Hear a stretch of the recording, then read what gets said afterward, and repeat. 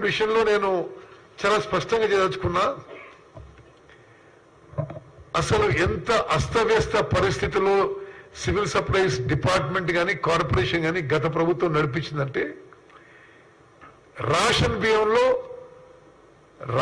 బియ్యంలో ప్రతి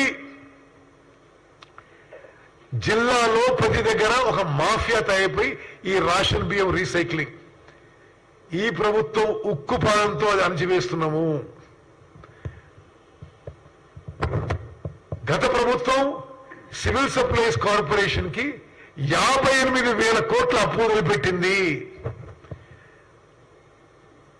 58,000 కోట్ల అప్పు కాకుండా 22,000 కోట్ల ధాన్యాన్ని బ్యాంకు లోన్ తీసుకొని వడ్డీ కడుతూ ఆ ధాన్యం రైస్ మిల్లర్ దగ్గర అన్సెక్యూర్డ్ గా పెట్టింది. రైస్ మిల్లర్లు కూడా అడ్డగోలుగా మరి దానికి వాళ్ళ దగ్గర గోడౌన్ స్టోరేజ్ ఫెసిలిటీస్ లేక ఇష్టమైన స్టోరేజ్ చేసుకున్నారు. అసలు ఏమి గత ప్రభుత్వంలో సివిల్ సప్లై డిపార్ట్మెంట్ కార్పొరేషన్ లో ఏ విధంగా కూడా ఒక పబ్లిక్ ఎక్స్చెక్కర్ కానీ ప్రభుత్వంతో ప్రజలకు సంబంధించిన సొమ్ముని కాపాడాలి, దాన్ని జాగ్రత్త పడాలని ఏమీ చర్యలు తీసుకోలేదు. ఈ ప్రభుత్వం వచ్చిన తర్వాత గత 100 రోజుల పై చిల్లరలోనే సివిల్ సప్లైస్ కార్పొరేషన్ అప్పు 58,000 కోట్ల నుంచి 5,000 కోట్లు తగ్గించడం జరిగింది. మరో 7,000 కోట్లు ఈ ఆక్షన్ ద్వారా సివిల్ సప్లైస్ కార్పొరేషన్ మరి అప్పు తగ్గిపోతున్నాము. అన్ని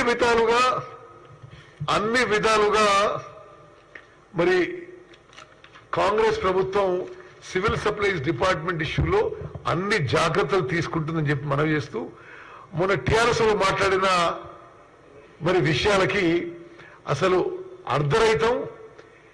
ఎవరన్నా ఆయన ఏమంటాడు, ఎంఎస్పి 2,200 ఉంటే మీరు తక్కువ ధరకి ఎందుకు అమ్ముకుంటున్నారు? ఒకటి మీకు చెప్పినాం, వాళ్ళ ప్రభుత్వంలో ఏ సంవత్సరంలో ఏ పంటని ఎంత కొని ఎంత కమ్మినని. ఈ రోజు టీఆర్ఎస్ ప్రభుత్వం వాళ్ళు టీఆర్ఎస్ పార్టీ వాళ్ళకి మేము చెప్తున్నాం, మీరు 2,200 రూపాయలకి మీరు కొనుగోలు చేయదలుచుకున్నా మరి ఎవరొచ్చి ఈ ఆక్షన్ లో ఏ విధంగా వాళ్ళకి కావాల్సిన మేము ఓపెన్ ఆఫర్స్ అని చెప్పి కూడా మనం చేస్తున్నాం.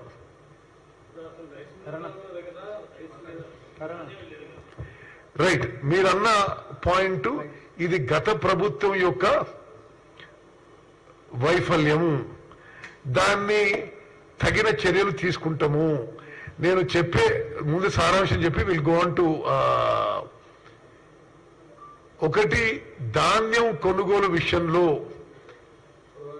మేము పూర్తి చిత్తశుద్ధితో నిజాయితీతో ప్రతి ధాన్యం గింజ ఎంఎస్పీకి కొనుగోలు చేయాలి అనే కమిట్మెంట్ తో ముందుకు పోతున్నాం. తెలంగాణ రైతులందరికీ న్యాయం చేస్తాము. రెండోది, ఈ ప్యాడీ ఆక్షన్ లో అదే ప్యాడీకి గత ప్రభుత్వంకి మేము వచ్చిన తర్వాత ఆప్షన్ కి 1,100 కోట్ల రూపాయలు అదనపు ఆదాయం రాబోతుంది. దాని మీద కూడా ఈ పిచ్చి పిచ్చి మాటలు మానేయాలని చెప్పి నేను కోరుతున్నాను.